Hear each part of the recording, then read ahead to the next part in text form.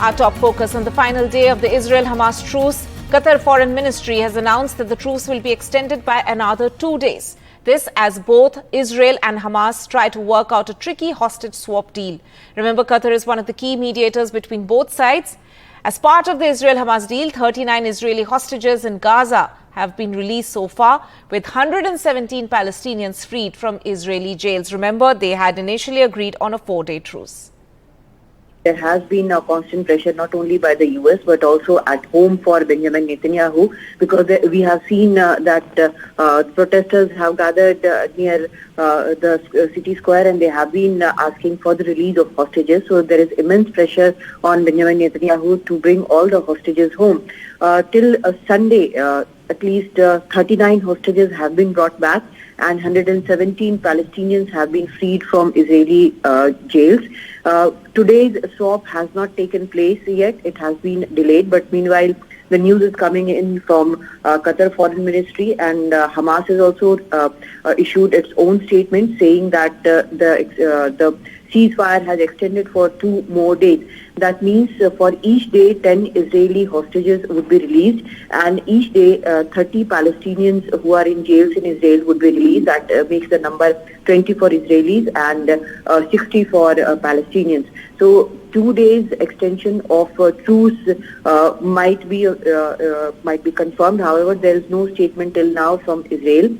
We are still waiting for that, but Qatar has confirmed, and Hamas in its statement has said it's the effort of Qatar and Egyptian mediation efforts which have brought these results. So we can expect 2 days more truce. But whether this truce will extend any further, because the number of hostages still being held in Gaza is quite high and the pressure is mounting at home as well. Initially, when the retaliatory attacks were on Gaza, then the protesters, the family members of the hostages who had been taken, they felt that enough importance was not being given to hostages being brought back, and that's the reason that the protests started in the first place.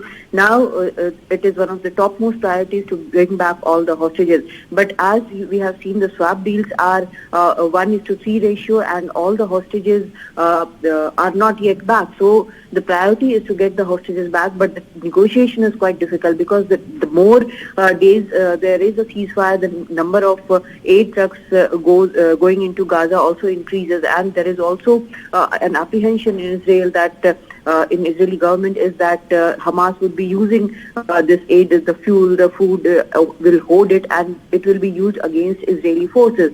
So that is also a concern there. But the topmost priority at the moment is the hostages, and even if the truce is extended for 2 more days, then the numbers would not be complete. There are still more hostages there, and it looks like Israeli defense forces still do not have a clear idea of where the hostages are being held in Gaza. So that is a very clear and clear problem, and that is the solution to that is not very visible at the moment. Back home now, rains accompanied with lightning disrupted flight operations in the national capital. Several airlines have issued advisories to passengers as reports come in of multiple flights being diverted due to the rains. On your screens there, some visuals which some passengers have in fact put out of a bit of confusion there at the Delhi airport, as several flights, airlines make announcements of several flights being diverted and impacted because of the rains. And once again, few hours of rains have created commuters' havoc. In this case, of course, it's connected to flight operations. News from the south now, and the Election Commission has stopped Karnataka government advertisements in Telangana newspapers. The poll panel said that the ads were in violation of the Model Code of Conduct. And remember, Telangana is going to vote on November 30th. The action came after BJP's complaint which said that the Congress government in Karnataka has been putting out advertisements in Telangana media with an eye on the assembly polls in the state.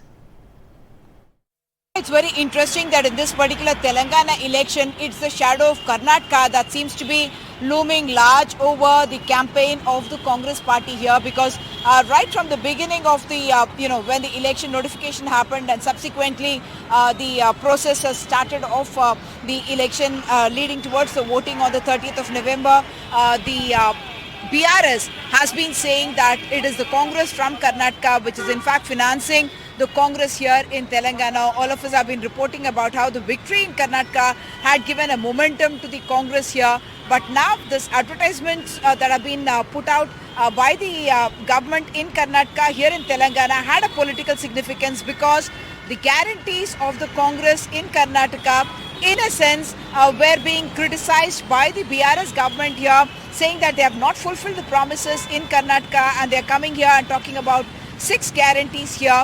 And there was even delegation of farmers that was brought in from Karnataka to Telangana in order to tell the people of Telangana that they are not getting 24-hour power and that they were suffering. That is something that is orchestrated or seen to be orchestrated by the BRS party. So right now the status is that the Telangana Congress wanted to convey this message to the people or the voters of Telangana that we are doing a good job in Karnataka and that's what we will be doing in Telangana as well, because their promises are quite big and something that don't look that the government will be able to fulfill even if it comes to power. But before I let you go, I should just show you, this is where the Prime Minister in fact had his roadshow just a short while ago, and as we saw in Bengaluru, the roadshow had an impact on the vote share in Bengaluru itself, and the BJP had in fact managed to win as many as 16 of the 28 seats, with the Congress winning only 12 in the Bengaluru region. And the Prime Minister would certainly be hoping, the BJP would be hoping that he's able to do similar magic in Hyderabad as well, where largely the Congress is in fact very weak. But yes, the advertisements being stopped is something that shows that the BRS as well as the BJP have complained about it, and they certainly believe that that should not get mileage with the people of voters in Telangana, and that's the reason this has happened. Back to you. Now, after initial approval, the Election Commission has withdrawn its nod for KCR government's Rythu Bandhu scheme, a farmers' aid scheme in Telangana. This, as the poll panel said, it violates the Model Code of Conduct. The EC order also triggered a face-off between BRS and Congress. 3 తారీఖు తర్వాత మళ్ళా ఉండేది మా కేసీఆర్. 3 తారీఖు తర్వాత మళ్ళా రైతు బంధు పైసలు టింగు టింగు టింగున మా అకౌంట్లలో పడతాయి. It is after this speech by BRS Minister Harish Rao that the Election Commission decided to stop the disbursal of money to farmers under the Rythu Bandhu direct cash transfer scheme, saying it violated conditions laid down by the Commission. నిన్న మళ్ళా కాంగ్రెస్ మళ్ళా ఢిల్లీకి పోయి మళ్ళా షికాయత్ చేసి మళ్ళా రైతు బంధు ఆపేసినారు. రైతు బంధు ఆగితే వాళ్ళకి ఓట్లు వస్తాయి అనుకుంటున్నారు. ఎన్ని రోజులు ఆపుతావు నువ్వు? ఈ కాంగ్రెస్లో ఎన్ని రోజులు ఆపుతారు? 3 తారీఖు ఓట్లు లెక్క పడితే మళ్ళీ మన గవర్నమెంటే వస్తుంది. బ్రహ్మాండంగా 6వ తారీఖు నుంచి మరి సంతోషంగా ఇచ్చుకుంటాం, ఎవరి మోతాదు లేకుండా. The Congress has reason to be elated or at least relieved. In 2018, disbursal was allowed even during voting, and Congress leaders suspect it gave the ruling party an edge. In 2018, before 3-4 days before polling, you put the money in the account in the name of Rythu Bandhu. We can't stop that because of farmers issue. So that at the polling day also in my constituency, in Nalgonda, where I won 4 terms, then not winning 4 terms consecutively. Polling day also 2 lakh, 3 lakh, 4 lakh. That is the second time. While BRS leaders called Congress anti-farmer, Telangana Congress chief Revant Reddy blamed the ruling party. Rythu Bandhu ఎప్పుడో మేము రైతుల ఖాతాలో వేయాలని కేంద్ర ఎన్నికల సంఘానికి విజ్ఞప్తి చేసినాము. కానీ కేంద్ర ఎన్నికల సంఘం నిన్నగాక మొన్న అనుమతిస్తే అల్లుడు హరీష్ రావు, మామ చంద్రశేఖరరావు ఈ పథకాన్ని అడ్డం పెట్టి ఓట్లు దండుకోవాలని కుట్ర చేసి ఈ రోజు ఏం జరిగిందో, హరీష్ రావు నోటి దుల వల్ల, చంద్రశేఖరరావు రాజకీయ అతి తెలివితేటల వల్ల ఇవాళ రైతుల ఖాతాలో పడేయాల్సిన 5,000 కోట్ల రూపాయల రైతు బంధు పథకం అర్ధాంతరంగా ఆగిపోయింది. So Rythu Bandhu is an ongoing scheme of the BRS government for the last 5.5 years. About 66 lakh farmers have been paid out 72,000 crore rupees. Every year, twice a year, the money is paid out. And in the Rabi season, the money is usually paid out between October and January. The BRS has now written to the Election Commission asking for its last order to be withdrawn, saying no conditions were violated and farmers would suffer if there is a delay. In Hyderabad, with camera person Nagaraju, Uma Sudhir, NDTV. Shifting focus now, and Uttarkashi tunnel collapse ordeal is in its third week, with 41 workers still trapped inside that tunnel. Officials are drilling at multiple points, hoping to reach the trapped workers as soon as possible. Manual drillings also started, while vertical drilling at 2 sites is currently already underway. Meanwhile, amid the threat of bad weather at Uttarkashi, NDMA has said that rains won't affect the rescue operations. 41 workers still trapped in the Uttarkashi tunnel, with the ordeal now in its third week. Officials still pushing hard, with drilling work being conducted from multiple directions to rescue the men safely. Operations are underway at 5 different locations, with vertical and manual drilling options being utilized at the same time. Blades of the big drilling machine, which was being used for the horizontal drilling process, were brought out in order to clear the way for manual drilling. Meanwhile, officials have already covered 32 of the 86 meters of depth charted to reach the workers via vertical drilling. Even as authorities are dealing with the Himalayan challenge of a difficult terrain to dig through, more dark clouds loom over the operations. There is a rain alert in parts of Uttarkashi and possibility of snow in areas above 3,500 meters altitude. आज 27 तारीख को उत्तराखंड के उत्तरकाशी, रुद्रप्रयाग, चमोली, पिथौरागढ़, बागेश्वर जनपदों में कुछ स्थानों पे बहुत हल्की से हल्की वर्षा मिलने की संभावना है। कल जो है एक्टिविटी में थोड़ी कमी आएगी, तो उत्तराखंड के उत्तरकाशी, चमोली, पिथौरागढ़ जनपदों में कहीं-कहीं बहुत हल्की से हल्की वर्षा मिलने की संभावना है। एक मीटरोलॉजिकल रिपोर्ट के मुताबिक अभी एक येलो अलर्ट है IMD से, जिसके मतलब एक लाइट रेन, थोड़ी धीमी बारिश वहां पर हो सकती है अगले 24 से 48 घंटे में, बट इसका कोई अंदेशा ऐसा नहीं है कि इससे काम पर किसी तरह की बाधा पड़ेगी। Principal Secretary for PMO, PK Mishra, also visited the tunnel collapse site and spoke to the trapped workers. जितने वहां पर हमारे फंसे हुए वर्कर्स हैं, भाई हैं, वो सब रेस्क्यू किए जाएंगे और अपने परिवारों के साथ वो रीयूनाइट होंगे। एक पूरी होल ऑफ गवर्नमेंट अप्रोच को अपनाया गया है। प्राइवेट, पब्लिक सेक्टर सबको इसके लिए गैल्वेनाइज किया गया है। 16 days into the mishap, the clock is ticking. Rescue teams on ground, as well as family members of those trapped, hope that the excruciating wait ends soon.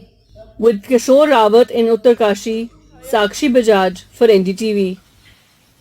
And Prime Minister Modi also made his first public comment on the Uttarkashi tunnel mishap. Speaking at an event in Hyderabad, the Prime Minister said that the government is not leaving out any effort to bring out the trapped workers.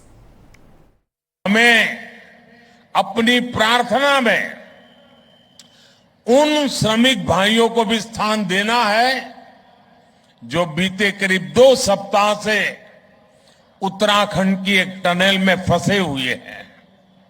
सरकार और तमाम एजेंसियां मिलकर उन्हें संकट से बाहर निकालने में कोई कोर कसर बाकी नहीं छोड़ रही है। We'll slip into a short break at this point. News and updates will continue on the other side.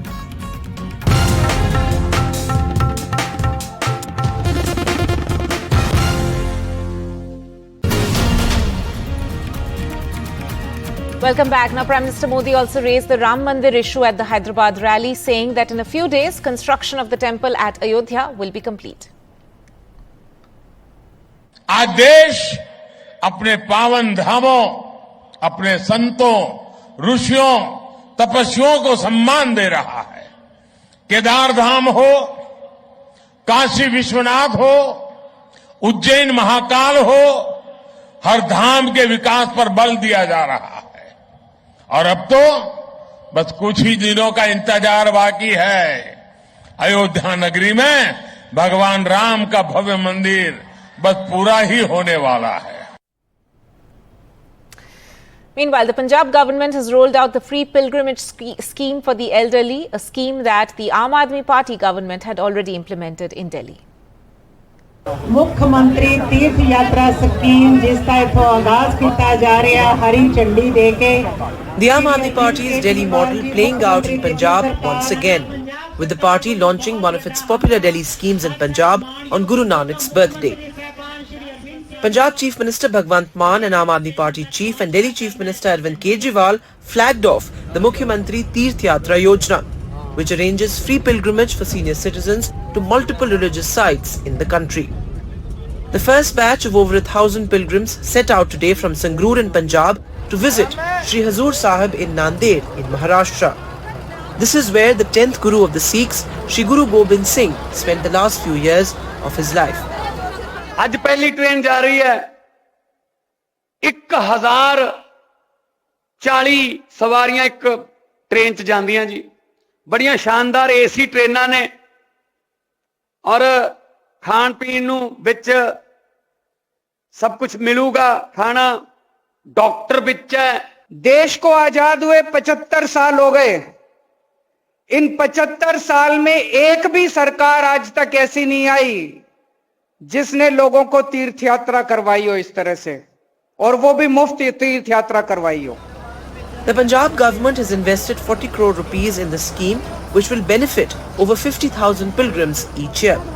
This comes just years after the Akali Dal government in 2017 scrapped a similar pilgrimage scheme after spending 140 crore rupees on it in a single year, ultimately concluding that it was bleeding the exchequer. There are a lot of schemes which have already been implemented by Delhi's Aam Aadmi Party government, and now Punjab's Aam Aadmi Party government is implementing. Mukhyamantri Tirth Yatra Yojana is one of those schemes, but discussions are going on that when will Punjab's Aam Aadmi Party government will fulfill their election promise to give 1,000 rupees to every female who is above 18 years. Discussions are going on and all eyes are on it. In Punjab's Sangrur's Thuri, with camera person Sachin Gupta, Sharad Sharma for NDTV. Some business news now, and gold prices have soared to a 6-month high. This amid a weaker US dollar, and there are also expectations at the same time that US interest rate hikes might finally come to an end. Remember, there have been multiple US rate hikes recently, which had of course in the past sent the markets to a tizzy. But currently there's an anticipation that amid the weaker US dollar, there may not be another US Fed rate hike may not be coming up soon.